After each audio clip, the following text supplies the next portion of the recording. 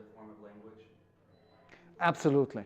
The idea is that everything is divided into two, masculine and feminine. And so you have two languages in general, and then everything, it's like a Russian matryoshka dolls. You open, right? So everything that you open can also be divided to two. So in general, you have two languages. You have verbal language. In Hebrew wisdom, it's called the upper union. Union of what? You cannot create anything without a masculine and feminine coming together and giving birth. Every word that's coming out of my mouth is a birth between the masculine mind. What am I pointing? Left or right? See, I can do that. I think it's because I can't see in my mind's eye. Is this my right or my left? I have to think of my street that I grew up in to know.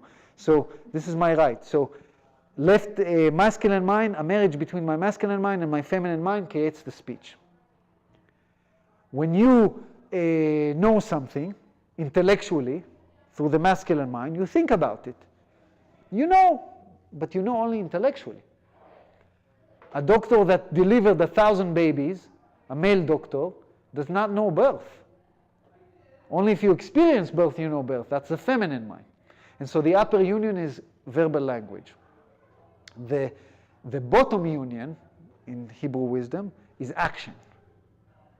If I create this podcasting station, I've created something that is both from the intellectual knowledge and from an artistic expression, and I've given birth to something.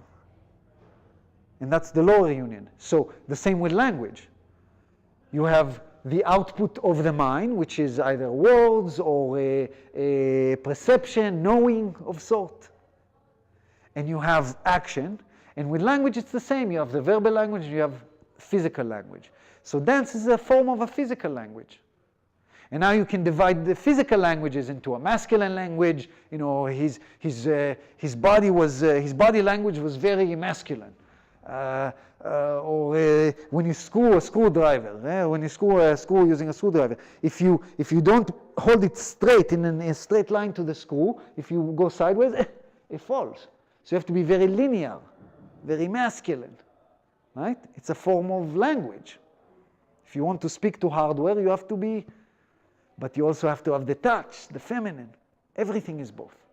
And so dance too is a form of language, which in the macro is the feminine language because it's the language of the body. And yet in dance too, you can be staccato, very masculine, or you can be flowy, very feminine. And so